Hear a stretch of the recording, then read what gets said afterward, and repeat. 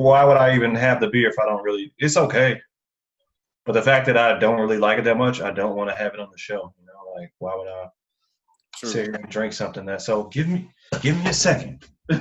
True.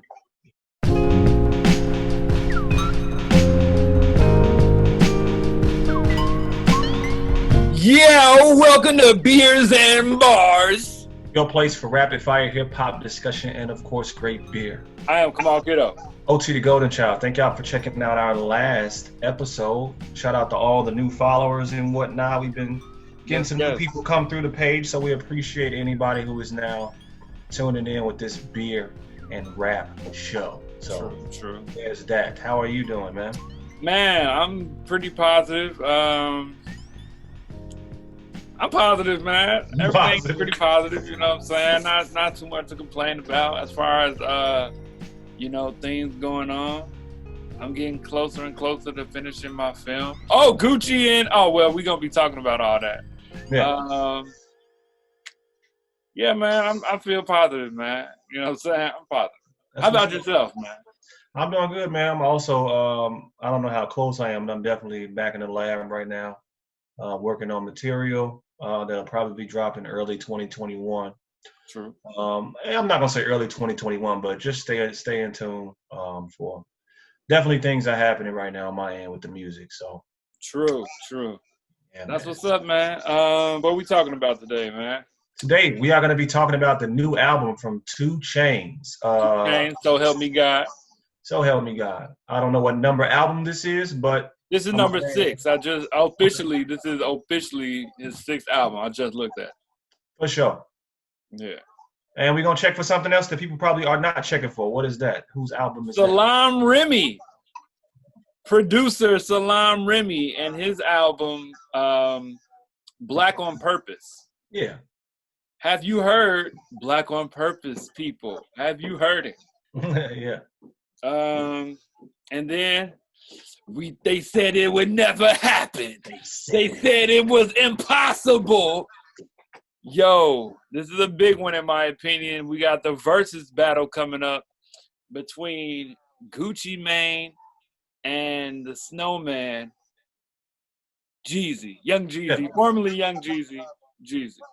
Yeah, man, that should be definitely interesting. I'm ready for that. I'm ready to start. I'm ready to talk about that actually. So, let's get into these beers so we can get these topics off, man. Oh, so you drinking again? Yeah, man, I am a chump. So I was doing the gluten-free for the month. Well, so first of all, shout out to my wife because she was smart in the beginning. She said she was only going to do 2 weeks. And by the second week, which was, I think, yesterday, I think I was like, man, you know what? Jordan was my 7-year-old. I was like, hey, man, it's a wrap for me, dog. Like, I don't know. Gluten-free is hard, man. I've done a whole month before, but the pandemic has shown me how much I lean on my vices, like fried chicken and sandwiches and all that goodness. A lot of people have probably that helps me through these times. So it's but so I owe him $15. I gave him $15 and I backed out. Wow, y'all had a bet? Well, I mean, when you break your word, you owe something. So you say you're gonna do something. I figured he needed to be compensated because I didn't keep my whole month like I said I was. So that's real, man. That's real. Yeah. So with that being said, I have Dirt Bath. Here we go. Which is an Imperial, Hazelnut Imperial Stout. This is from Hot Butcher. I love this beer. I don't think I've had this, have I? I don't think you've had that. I haven't seen that on the show. This joint is coming in at 10.5%. And what I can tell you about it is that wow, it is super, super roasty. The hazelnut, true to the name. Let's see. True to the name of Hazelnut Imperial. Well, let me go my tasting notes actually. True to the tasting notes, which you can always find on Hot Butcher's cans. I think at this point I might have to chill on Hot Butcher because right now I think I've drank them too much on the show. Rich hazelnut. Drink it up. Drink it up. I talked about it being, you can definitely taste the hazelnut and it being roasty. And yeah, true to the tasting notes, rich hazelnut, roasty chocolate, and creamy caramel. It is very, very good. I've had these for about a month and a half, and I have one more can left. Wow. My plan was to save them through the holidays so I can have one on like Thanksgiving or Christmas, but it's not going to make it. It's not going to make it. Cheers. True. Cheers, man. All right. Well, I'm drinking another. I feel you. Just hazelnut. Just hazelnut. Just all just. Put this joint in some coffee for sure. That looks very rich, though. That looks very rich, man. Oh, I almost had another Cafe Death from another Supermassive. Yeah. Today. It was good, but I'm a chill. Okay. No, I am having another one from Revolution Brewing. I'm surprised. I thought I had been through all of their assortment of beers, but I have not had Armadillo-Hero. Almost went with that. Almost went with that. Armadillo-Hero. A tropical punch of juicy hops. A tropical punch. I'm not exactly sure what those tropical notes. I think that joint has. I think it has El Dorado in it. I believe.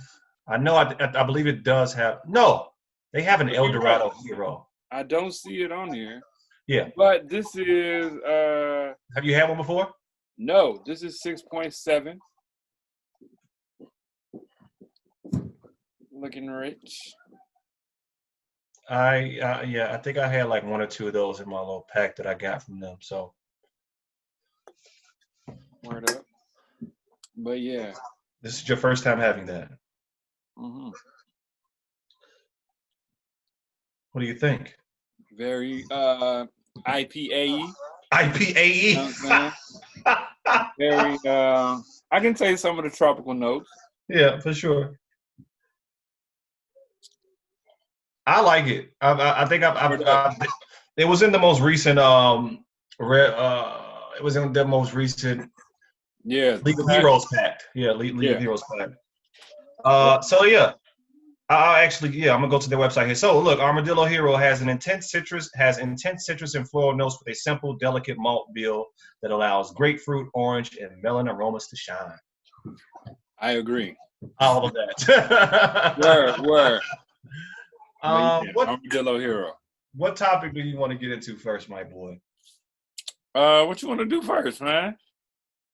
Let's go either way.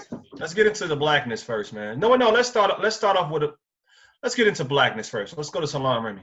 Salaam Remi. I'm not sure what album this is for him or how he really does his projects. I know he worked with Black Thought on his Streams of Consciousness joint, part 2. Part 2, yeah. So how'd you find out about this album? Because you sent this to me. Right. So one of my guys sent me one of the songs off of there. And I'm like, okay, this is cool. And it went right into, first of all, it flows well. It's well arranged. A lot of the songs kind of flow into each other. But somebody sent me, Is It Because I'm Black? Which, is it because I'm black, splashed against those hollow bones that rocks my soul? A lot of these songs are like remixed, redone songs that you've heard, old Negro spirituals or just Black Power songs in general.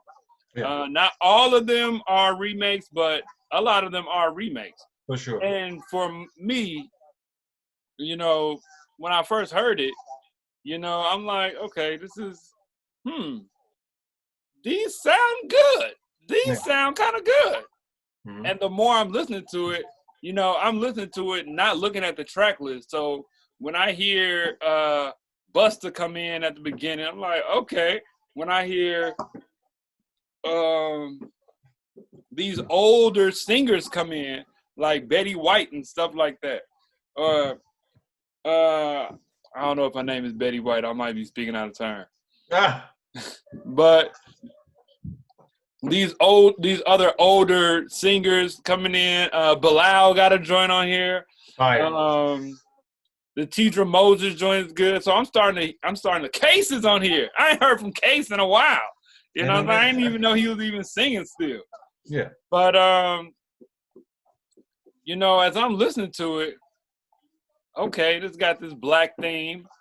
There's been a lot of revolutionary music lately from different artists, such as Common. We just did Common. But this sound is big, and it's there's a lot of Caribbean influence in here. There's a lot of different aspects of Black music in it, and it's something that I can listen to around my kids. You know what I'm saying? And it sounds good. It doesn't sound whack. Like a lot of times you hear remakes of different songs and they sound corny, or I mean, and this is a compilation of that. So I was real concerned. I'm like, but the more I'm listening to it, I really like it. I like Common's verse. I like, Black Thought is used in this album a couple times. Yeah, at least 2 or 3 times. But I thought it was pretty good. I like the mix of songs. There are church songs on here with Nas on Yonder with Jennifer Hudson. Yeah. There you got songs like Push Time with Supercat. With it's some Fela inspired songs. There's Jamaica reggae inspired songs on here. I like it. And then this is my last point. It begins with Malcolm X speaking and ends with Sandra Bland speaking. And I thought that was interesting. Yeah. I didn't even know Sandra Bland had a podcast, but it's interesting about what she's saying. It's time to move. It's time to come together. I think it was well put together. I think it was thought out. I think it is something that is needed for a time like this. And I didn't say that about Common's album. I didn't say that about other projects that have that same tone of revolutionary music, because this one gets it right, in my opinion.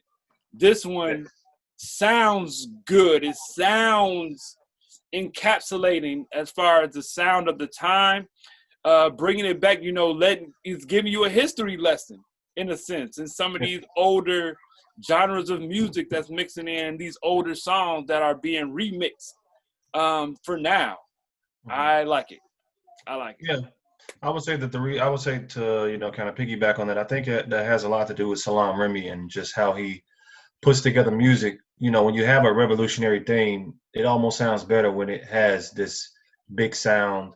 He's always had a live, jazzy, type sound. His drums are always strong. What's one of the things I really liked about Streams of Thought too is that his live drums are always kicking. His live drums always was kicking when he was doing joints with Nas. He if you remember Nas in the mid 2000s, he did a lot of work with Salaam Remi. Shout out to Amy Winehouse too. The Back to Black album. A lot of that. A lot of that is Salaam Remi. He has like this hard-hitting jazz type influence and whatnot that really plays well here with the themes of blackness. I really do like Coming Out of the Rain with Bilal. Man, Bilal is one of my favorite singers of all time. Absolutely. His album, what was that album? Come on. What was the album? You put me on that album actually in college, man. No, you didn't. I had that album in high school on bootleg. The one that had When Will You Call and all, When Will You Call My Phone? All that joint. Soul Sister was on that. Oh, yeah. Firstborn Second, I think. There you go. Reminisce was on there. I like Yonder, man. Going Up to Yonder is one of my favorite gospel joints of all time. Anytime I hear that joint, man, it'll never get old. They talking about, the Nas and Jennifer Hudson are talking about, losses and whatnot, death, and they both make reference, or Nas makes reference to both their mothers and whatnot.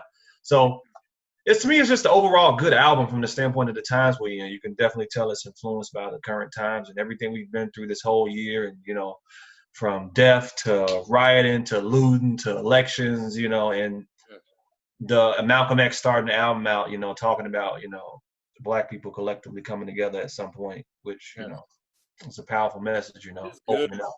Yeah. So that's what I have to say about the album. Go check it out. Yeah, it may be too soon, but right now I am going to put it on one of my lists of albums of the year that I'm gonna continue to see. Is this worth giving it that top spot, as far as albums of the year? But I really do like it. I think it's a well thought out album. I think it's well thought out. But yeah, Salaam Remi, Black on Purpose. Even the title. Yeah. Even the title is like Black Love. It's like. Well, yeah, I mean, it lets you know what the album is about. What you look at the title and you make no mistake about what you're about to hear. So. Oh, for sure. Just proud to be Black, man. Yeah, for sure. So help me God, man. Let's get into 2 Chainz, man. So help me God. 2 Chainz, Titty Boy, Drench God, Tony. Tony? You know what I'm saying? New name, Tony. Yeah, man. This is his 6th album. Man, Chainz is entertaining, man. Chainz is entertaining, dog. I wasn't a fan of his last project. Rapper Go to the League? Rapper Go to the League. Was not a fan. That was not the one. Especially coming off of Girls Like Trap Music. That was the one. The one. Yeah, but I think he was trying different producers on that last project. But with this project, he's back in his Southern bag. He's back in his, that trap sound. Yeah. Heavy 808 bass and whatnot. I ain't even got to talk. You handle all this. Go ahead. Well, I'm just saying, he opened it with Lambo. No, I'm saying, you're taking everything I'm going to say, so I don't even, go ahead. All right, I'll stop. No, go. I'm good. Go. But he starts with Lambo wrist. Gray Area is just aggressively vulgar, but so Chainz though. Like This is Chainz, you know what I'm saying? He debuted Moneymaker on his Verzuz, and we finally hear it. Good song. Can't go for that. I actually like that song. No can do, nigga. I know. Danny was saying he ain't like that joint. A lot of Shut up, Sparks. But this no can do. That joint hard to me, man. That joint no can do, nigga. That's my joint. I don't think Ty Dolla $ign really added anything to the song, though. I don't think. Yeah, it's like you don't really even need Ty Dolla on that joint. I disagree. I think he subtly did exactly what was necessary.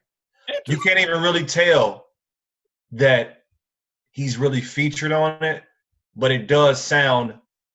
It's almost as if the feature is almost as if it's just a sample. But if you was to listen to the sample, you can tell it's a little. He just added a little bit to it, and that was beautiful. That was beautiful. Though. I like that song though. I like that song. I like Feel Away with Kanye. Yeah. I like Ziploc. When I first heard Free Lighter with Chief Keef and Uzi, I didn't like it. Yeah.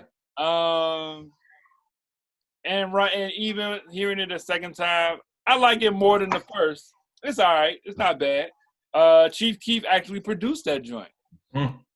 Chief Keef produced that joint. I like Tony. I like Southside Hove. I like most of this album.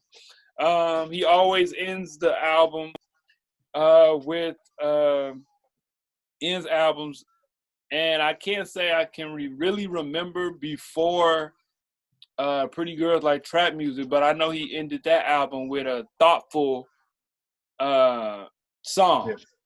And 55 Times on here is another one of those.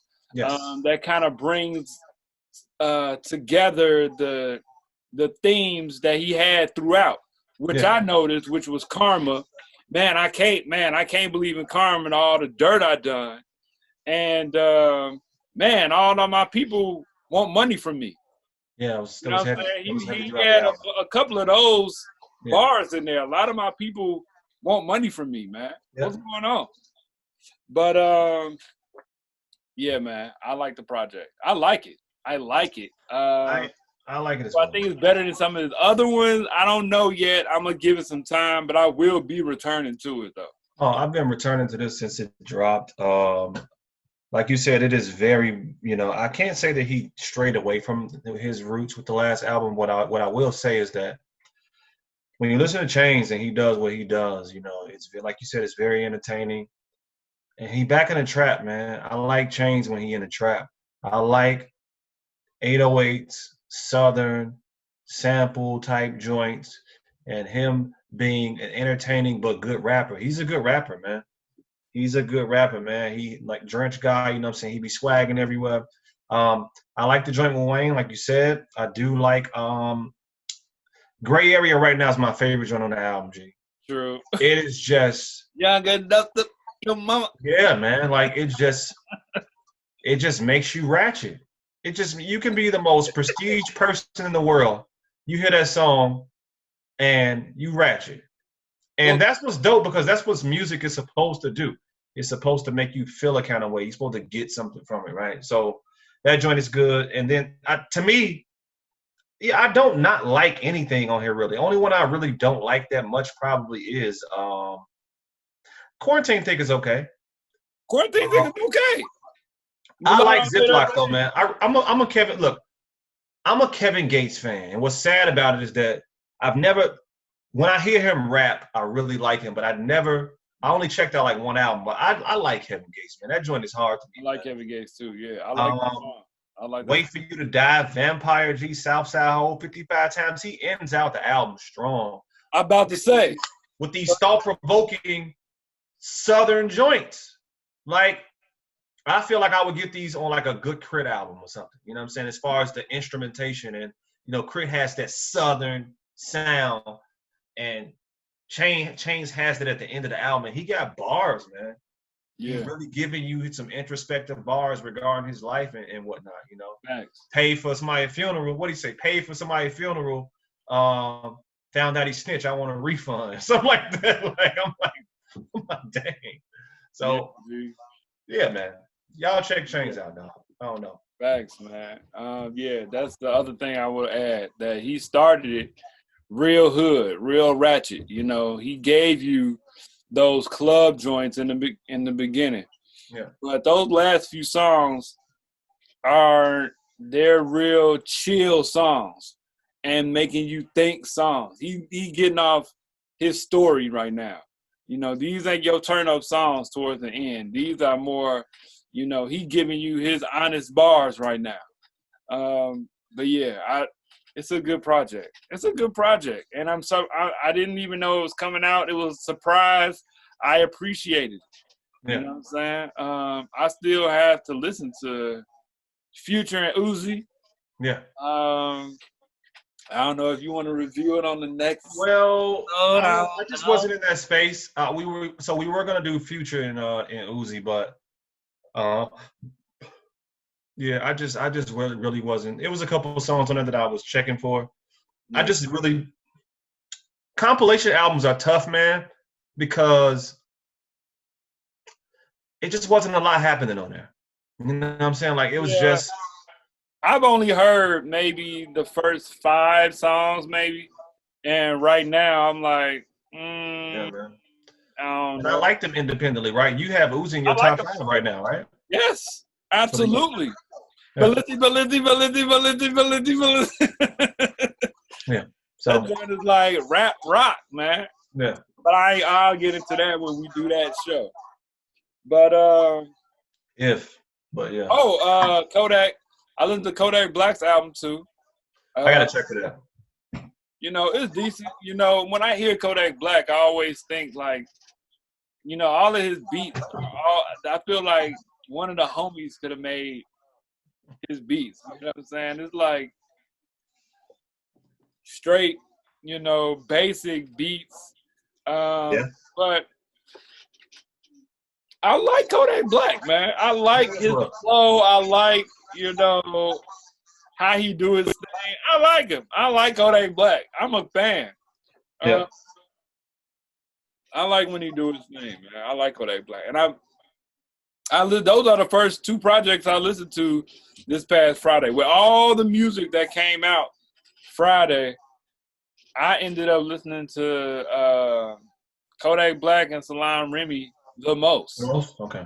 I was really excited to listen to Chainz and Future and Uzi, but I just decided, you know what, let me listen to these joints first, and I felt like I was saving the best for last. You know, I really still feel like Future and Uzi might surprise me if I sit down and give it a listen. Let's see. Right. Yeah. Because I do like both of those artists, so let's see what they're going to do together. Yeah. But yeah, man, I'm definitely happy with Salaam Remi's album. And I really do like Chainz' album, man. This was a good Friday. After having a crowd of music, we ain't had a whole lot of rap music come out that's been good. You know what I'm saying? Yeah. You know, so. Yes, sir. But yeah, man. I might be over talking. No, you're good, man. Last topic, G. Last topic. Gucci Mane, and Young Jeezy. Just Jeezy. They're about to have a versus battle. Yeah, that's crazy. These two have had a very long beef. Tumultuous past. That's a very tumultuous. I mean, that's putting it lightly. Very lightly. You know, they've come at each other. They've been in the same areas and have had some conflicts. I didn't think that this would happen. Well, to put it in, I believe, if I'm correct, at some point years back, Jeezy sent somebody for Gucci, right? Isn't that the story? I don't know if that's the story. That could be true. I would not put it past either one of them. Well, I think when Gucci, you know, I think he shot and killed somebody. I could be speaking out. Hopefully, I'm not wrong here, but that was somebody that Jeezy sent for him. So that's how. I don't know if that's true or not. Right. Yeah, but that's supposedly what the situation was. I do know that somebody was. They did try. They came into Gucci's home, and he laid somebody down. Right. But you know, it was self-defense. Yeah. But that around that time though, Gucci will say it himself, he was out of his mind. You know what I'm saying? He was on a lot of drugs and he wasn't in his right state of mind. And, you know, it's interesting to see Gucci evolve into what he is today. True. And for me personally, you know, I like a lot of early Jeezy work. Mm-hmm. I really like The Recession. I think that's one of his best projects. Yeah. I really like The Recession and 101. I think Thug Motivation 101 and The Recession might be his two best projects. Yeah. For me. For Gucci, he's got a lot of singles. He's got a lot of mixtape work. A lot of mixtape work. Radrick Davis is a good project, though. That's a good official album. For me, I do like Trap God, the first Trap God mixtape. Yeah. That's up there for me. He got a lot of different singles that's good, but overall, I just like Jeezy. I mean, I just like Gucci more as a figure. Right, I feel the Gucci story is more probably, you know, and that we like a good, maybe it's not comeback story, but to see somebody's transformation is always very intriguing, you know, which is why Gucci has a lot of appeal to a lot of people when you see. Yeah. Which is crazy, though, because a lot of people who really like old Gucci, you remember when he came out of jail, people was talking the clone nonsense. Right. All that, because it's impossible for somebody to change, right? I mean, no one can change. I mean, nobody can evolve. So, I mean, but, you know, not only was he able to show his business sense, because he's always had it, but when he was really like that old Gucci, he was gutter, and people loved gutter Gucci. You know what I'm saying? He was gutter, unapologetic. He gonna come for you if he want to come for you. Yeah. You know what I'm saying? Before he went to jail, you know, he was out of his mind and he went on a crazy Twitter rant. You know what I'm saying? And he was talking about everybody that he didn't like and all this other craziness. You know what I'm saying? And when he got out of jail, and he talked about it in his book, he got out of jail and he apologized to those people that he felt, you know what, man, I was bogus. And one of those people that he had to apologize to was Rick Ross. Yeah. You know, he came at Ross and all this other stuff, and he apologized. And since then, they've been building together. And other artists that he felt like, or other business people as well, you know what I'm saying, that he came at, he apologized. And that's just interesting full life circle. You know what I'm saying? That reminds me of like some Mike Tyson type storyline. Well, he's a polarizing figure in that way. I think he's a better, I don't know, man. I like Gucci, man. I'm team Gucci man right now, man. Well, I am also, you know, I'm kind of late in the game, or later, from the standpoint of really, really digging into the albums and the music. Early on, I didn't really check for him. I did not like So Icy at all when it first came out. But around maybe, I forgot what song really did it for me. I really started checking Gucci on the features. Then when he got out of jail in 2016, I became a full-on, you know, I was checking for all the newest East Atlanta Santas, you know what I'm saying, El Gato joint, the Mr. Davis joint, and everything beyond that. What I think is dope about them coming together, well, let me give my little I think is happening. First of all, I think T.I. has a lot to do with it. I don't think that. He was supposed to be the one. Supposed to be T.I. versus Jeezy. I think that what's happening right now is that they had that poster and everything. I think that these men are recognizing that they are it when it comes to Atlanta and the trap music scene. And with everything that's happened, especially, you know, I forgot the one young man that passed away, but, you know, with the King Von situation and then the other guy, the other kid that passed away, I really think that they're doing this right here to kind of bury the hatchet, honestly. I'm thinking that they're coming together to finally, after 10 years, 10, 15 years possibly, say, you know what, this is going on too long. I wouldn't be surprised if it's a triple threat match. I wouldn't be surprised if T.I. was actually there. Now, hold on. Supposedly, and I just found out about this. Somebody just sent it to me. I don't know if it's true. I don't know if it's fake. Could be fake news. But T.I. is supposed to be doing a Verzuz with Lil Wayne. Yeah, no, I saw that, but it wasn't on any of the Verzuz joints. There you go. So scratch that. Well, let me just say this real quick for the because we gotta take it there. It is what it is. But that's a better matchup. That might be good. It might be, but within the context of this matchup, yeah, with the Verzuz joints and how I've seen Verzuz joints go, yeah, I got Jeezy, my boy. I got Jeezy. Look here. Now you're right, and as far as music, from a music standpoint, you might be onto something. You might be onto something. I mean, because it could come close. It could come close, to be honest, because Gucci has some deep trap songs that will connect.